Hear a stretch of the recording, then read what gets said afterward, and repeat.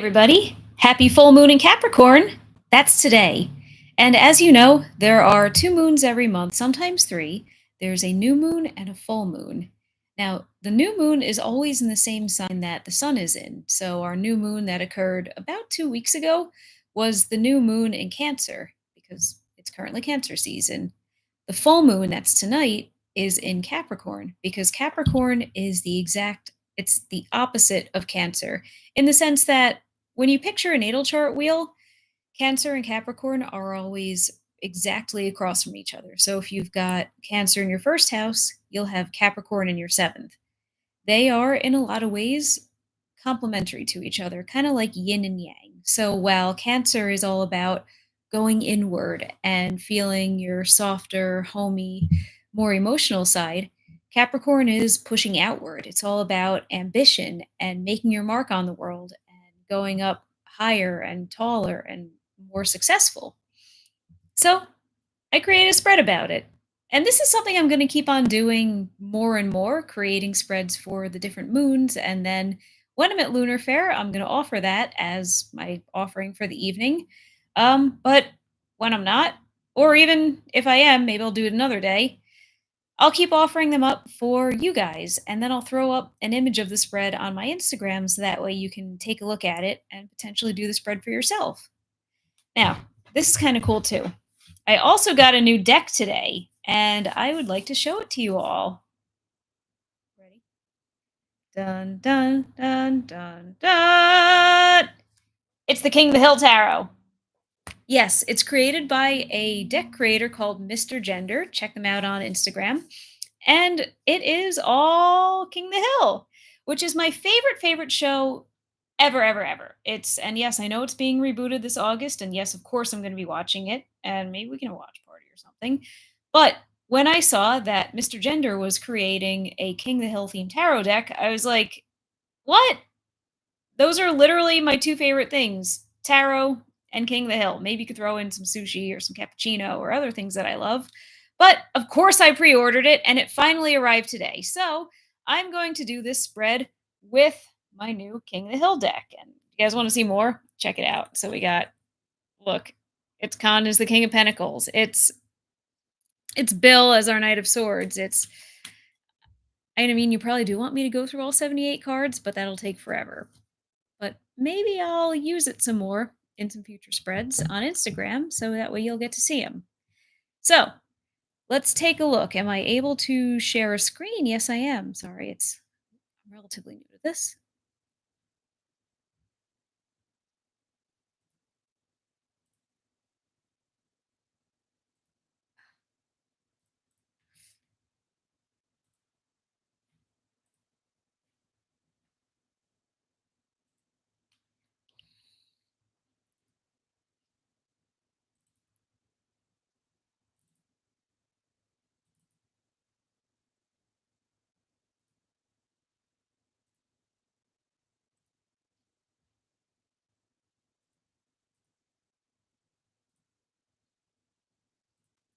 So here is our full moon in Capricorn spread. If you take a look over at card number one, it. If you take a look over at card number one, sorry, can't talk too well today. If you take a look over at card number one, it uses a significator. A significator is a card that you take out of your deck specifically to include in your spread because you want that card's energy in the spread. So, because the devil is associated with the sign Capricorn, we're going to be pulling the devil and using it in this spread. Then, when you take a look over at cards two, three, and four, they're very themed to this full moon in Capricorn. So, what have you been working too hard at? You've been pushing yourself hard. Where and how have you been tapping into your Capricorn energy? Which, if you take a look at your natal chart, find the house ruled by Capricorn. This is the house where you kind of probably tend to push yourself a little extra hard. This is maybe where you have a little more ambition. So take a look at, well, that house can kind of give you some clues as to what you've been working too hard at. Then we have what can you safely put to rest? After all, a full moon is the time to release. It's a time to relax and let go. So you've been working pretty hard. What can we put to rest here and now? And then down here, what's genuinely grounding you? Because Capricorn is an earth sign, so that's all about what grounds you, what keeps you practical, what stabilizes you. And even though you're going to be releasing and putting things to rest, you still got to stay grounded somehow. And that's what we're going to shine a light on in card number 4. We're going to take a look at, well, what's grounding you for real? What, after you've released the things that are no longer necessary in your life, what's still going to be here? What's going to remain for you? So let's take a look. I'll do a spread for the community, and I guess I'll interpret that as a spread for myself. But if you have your own cards, I encourage you to do this spread for yourself because why not? Check in with yourself. The moons, full and new, are always a great time to just do a little check in on, hey, where am I? What am I doing? How am I feeling? All right, we're ready for this? So, first, we're going to pull our Devil Significator, which these cards are so fresh out of the pack, I haven't even, it's very easy to find them. All right, number 6. Love it. Is anyone else a big fan of King of the Hill?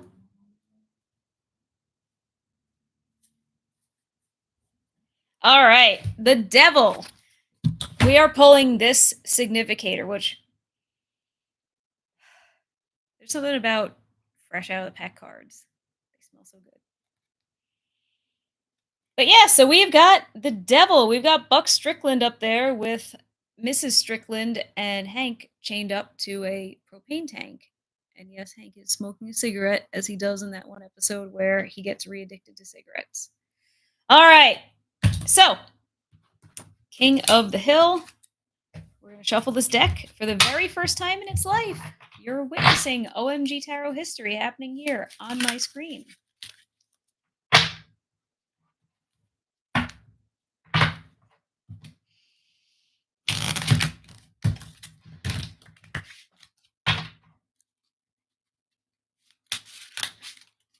Yes, I am indeed shuffling.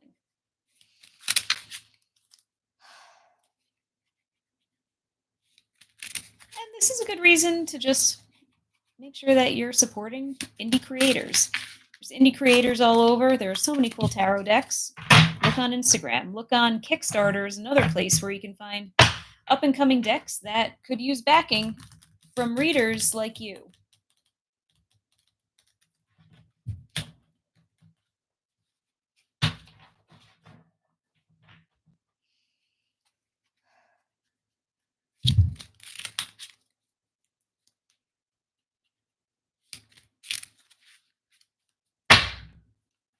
All right, do we think that's good? I think that's good.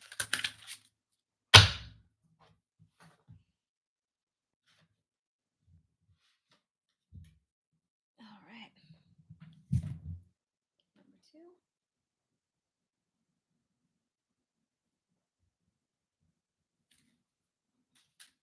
Card number 3.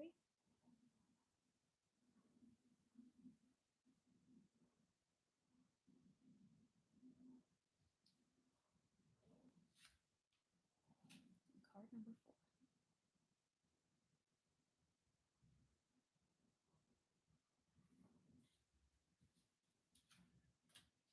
All right, so let's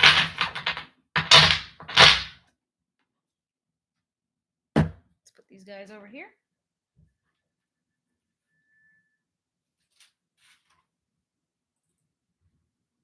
So for card number 2, what have I been working too hard at?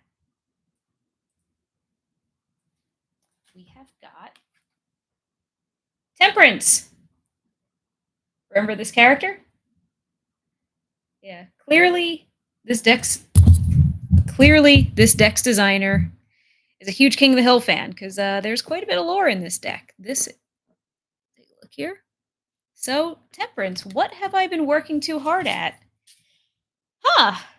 Interesting idea. So, apparently, according to this, I have been working entirely too hard at trying to craft balance and trying to stay grounded while also staying emotionally in touch and trying to do so sustainably.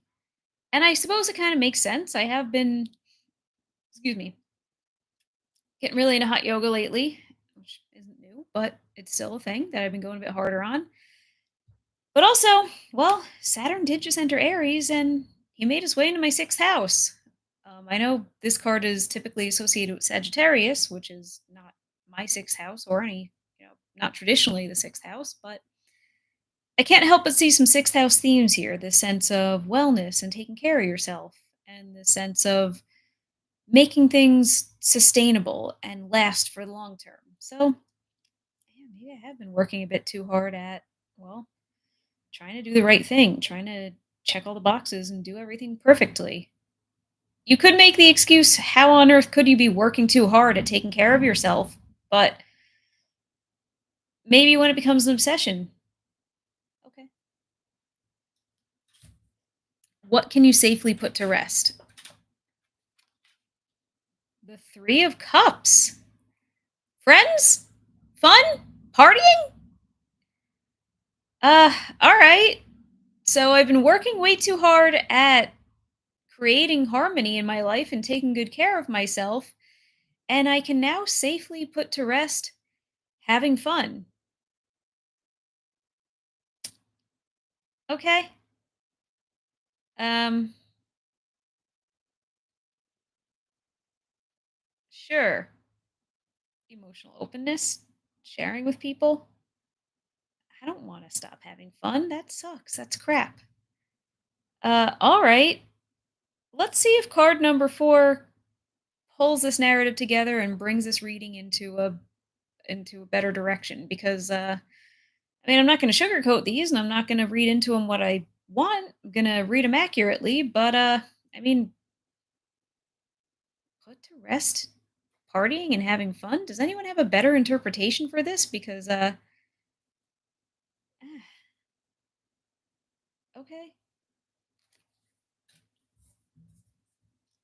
All right. What is our last card? What is genuinely grounding you? This is something that you can continue to rely on. So, okay, as I safely put the fun, the joy, the openness, the friends to rest, what's keeping me grounded and safe all through this nonsense? The Nine of Cups. We got Dee Dee with some hedge clippers. Okay, so the wish card. So I've pulled the wish card. So what is grounding me? Well, it seems like my wishes, my hopes, my dreams, really giving a voice to what I want and what I care about. Okay, this one makes sense, especially in this very, very earthy full moon, which is it's Capricorn, it's ambition, it's what's real. It's this card feels very cancer coded to me, very what do I love, what makes me happy. So, interestingly, while we're out here working hard, being ambitious, this is what's actually keeping me sane and grounded all the way through. And I think it might be worth mentioning, I have a very Capricorny birth chart. Like this full moon is happening right in the midst of my giant third house stellium. I have, you want to know what I have? Mars, Mercury, Venus, Saturn, Neptune, and Uranus, all in the third house, all in Capricorn. So, yes, that does mean I'm a Scorpio rising. Yes. Anyway, okay. So, wishes and giving your dreams a voice are grounding me, and those aren't going anywhere. So at least there's that. And now let's return back to our devil significator because I had you pull him as a significator because in this spread, which actually let me just never mind. In this spread, he's here to explain what does the devil mean to you and how does his energy mesh with the rest of the cards. So, as far as all of these go, how does this devil fit in? Well, to me, the devil card is all those pleasures in life that aren't good for you, but you love them anyway. I think it's an interesting artistic choice that this creator chose to depict the cups as propane tanks and then also oh wait, fuck, what is wrong with me? That's not propane tank. Propane tanks are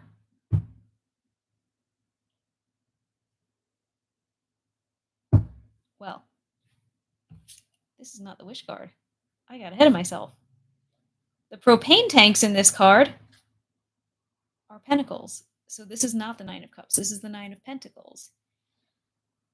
All right, but certain things don't necessarily change. It's still a nine. It's still, we've mostly made it and we're doing okay. We're doing more than okay. Only this time it's not emotions and it's not love. It's material. It's what's grounding me, my material assets, everything that I have. I think this spread just got worse. Oh my goodness. All right. So, what's grounding me? What can I rely on? Oh, the things you have, the things you've bought, the things you've paid for. As you let go, your fun times with friends because you've been working too hard at taking care of yourself. Um, this is miserable. I don't like this. This is terrible.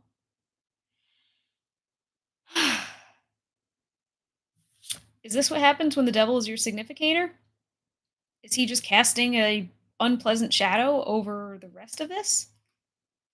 I mean, I read the devil as those temptations and enjoyable things that aren't good for you. It's chocolate, it's alcohol, it's playing video games. It's all the things that they feel good in the moment. They don't actually make your life better in the long term, but a little bit of indulgence here and there is okay. And it's also a recognition of, well, you can't let those things take over your life because they very easily can. How easy is it to just slip into a groove where you're playing video games every day because it's where you go to relax and escape? Or how easy is it to just you open up that bottle of whiskey, you thought you'd only have one, but why not top the glass off? Why not have a little bit more? Why not? Why not? You kind of lose control. All right. So for me, this energy is meshing with this idea of how much control do I have over things? And am I prioritizing the right things in these? Perhaps I've been working too hard at all these temperance themed things, maybe not for the right reason. Maybe it's just do yoga because you're supposed to do yoga, be healthy because you're supposed to be healthy. Maybe it's a this is showing that there's perhaps a lack of intrinsic motivation. Okay. And then maybe sticking with that thought, can we extrapolate from here that there's similarly not an intrinsic motivation to socialize? Has socializing kind of reached the point where it just feels like it's checking a box and doing, kind of doing what I feel I'm supposed to do and not really, yeah, not really in it for the right reasons? Well, at least there's still money in the bank account. Cool. All right. Well, thank you for hanging out with me through this train wreck of a reading. Yeah. Talk soon. Peace.